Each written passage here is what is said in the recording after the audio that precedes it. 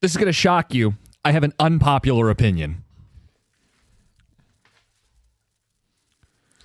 I want to know how unpopular my opinion is. Well, let me be the first to tell you.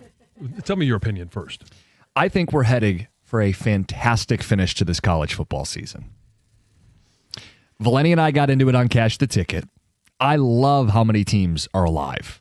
I love the added meaning. I love the elimination games. He thinks it's all watered down garbage. And Michigan being a great example. We just talked about them being mediocre. Right. But here's the thing. If Michigan's mediocre, they'll simply lose another game and they'll be out of it.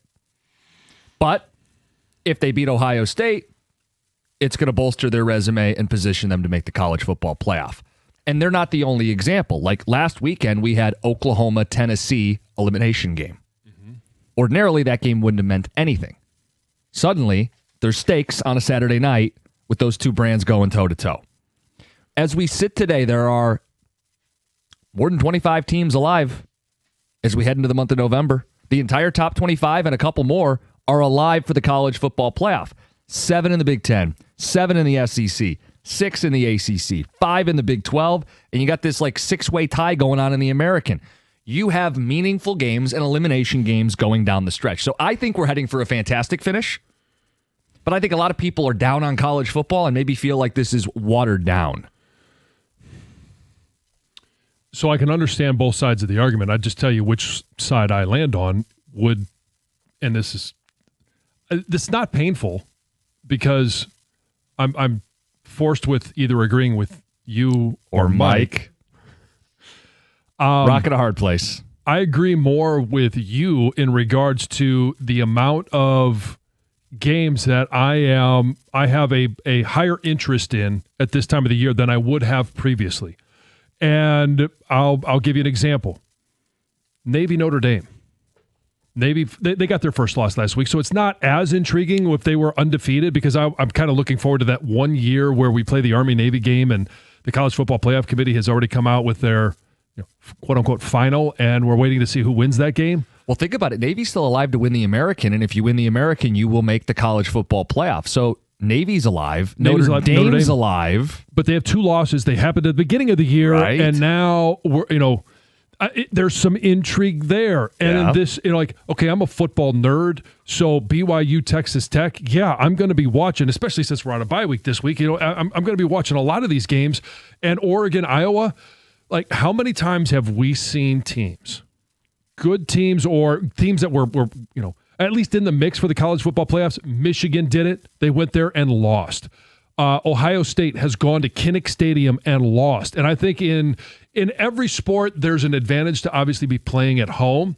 But I think in college football, it's at a completely different level. Kinnick Stadium is tough to go to and play. And then you throw into the fact that, now it's not 3 time zones, but it's 2 time zones for Oregon, going across country to play Iowa. If Oregon loses this game, they're not eliminated, but Iowa bumps up because Iowa has 2 losses. Oregon will have 2 losses. And now Iowa could be that 3rd or 4th team that makes the college football playoffs because they had a big win at home against Oregon. Yeah, but then Lenny would say, well, Iowa stinks anyway. Who cares if they make it? Well, they would win their way in, which would make it on merit. So if Iowa does beat Oregon, Oregon has 2 losses. They still have to play Washington and USC. Suddenly those games are elimination games. If Iowa loses, well, they're out. But that makes this an elimination game. We've added a lot to the end of the schedule here in the month of November. And it used to be, I think nostalgia is a hell of a drug. People think it used to be so much better. Alabama, Georgia, Clemson.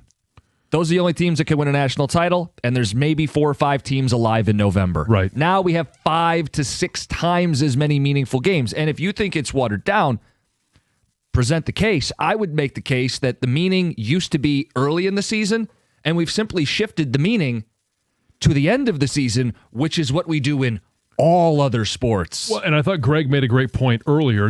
Greg, I'm going to go ahead and steal it, where instead of 1st through 4, we got 4 undefeated teams. Chances are those teams are going to be in the college football playoffs. But we have taken that drama from the first 4 to basically 8 through 20, where those teams are now fighting their butts off to get a seat at the table, the college football playoffs. And there's not just one game, because you look at Georgia. They're a one-loss team right now in the SEC, but they've got to host Texas, who's number 11. They've got to play Georgia Tech, who's number 17, but they only got one loss. Both of those teams are fighting their butts off to get in the college football playoffs. Is Georgia the Georgia from 5 years ago? No, 4 years ago? I don't think so. So they're going to be they're the same thing. Yeah, and the other flip side of that Georgia-Texas coin is Texas. Texas has 2 losses. Yep. Texas doesn't have a ton of marquee wins right now. Well, I guess it's watered down that Texas is on the playoff bubble. Wrong. They're going to play Georgia. They're going to play Texas A&M. If they win those games, they're not a mediocre football team. It's not watered down. Those would be legitimate big-time wins, and then you'd be excited to have them in the playoff. And if they lose, great. They're mediocre, and we're done with them. Right. But at least we get the magnitude of those moments in November instead of, yeah, but a team lost in September and their season's over. Okay, I like the meaning being in November and not September. And take a team like Oklahoma, who suffered a tough loss at the quarterback position. They kept their head above water just enough so that they play Alabama next week. They play Missouri the week after that. And then what would normally be a good game, LSU, is their end of the season. They can still play themselves into a college football playoffs in a key position, quarterback position that took an injury, is able to come back, and it doesn't eliminate them from the college football playoffs. And we saw last year, right? And people don't like this, but I think it proved the point. Like Ohio State got in, wouldn't have in most years, and went on to win the title. So we settled it on the field. That's all this is. It's going to get settled on the field. And there were times, okay, the last iteration of the 4 teams playoffs, Florida State, they're not able to get in. Yeah. And I don't know that, especially with the quarterback injuries that they had, would they have won a national title? Probably not. But it's a hypothetical we don't have to deal with anymore. Right. And I know there's been a lot of times where teams have been eliminated and they're not in that Final Four, and we're kind of looking at it go, maybe the best team didn't actually make it into those Final Four. Some of the early ticket texts, and before I read these, you're making me feel like it's not that unpopular of an opinion. You and me agree. Yeah, well, I'm sure there will be some dissenters. Some, and I kind of like to think of myself as very progressive, very young at heart and mind, which I know everybody is right now vomiting in their cars because I'm not. But this is a younger take. This is, hey, get off my lawn. I want to go back to the bowl system. I want to go back to the Rose Bowl, Big Ten, Pac-12, playing on New Year's Day. This is very different from the football and college football that I grew up with. You're welcome. Thank you. We're going to call you Mr. Pink now? Progressive? You changed in a half hour? You're probably going to have to tell our listeners that weren't listening earlier the meaning of that. Yeah, so dear John, that people missed it, Odyssey Rewind, we're also going to hit it up at 9:30 today. Stay tuned for that. Yeah. But John, yeah, I guess this is kind of a younger, hipper, modern college football take, and I don't know if it's popular or not. Like, we'll let the ticket texts and the phone calls decide that, but I think we're heading for a fantastic finish in college football. And maybe people don't realize it because our local teams aren't very good, or they've been kind of turned off in college football for a variety of reasons. Yeah. But I think we're headed for a fantastic finish.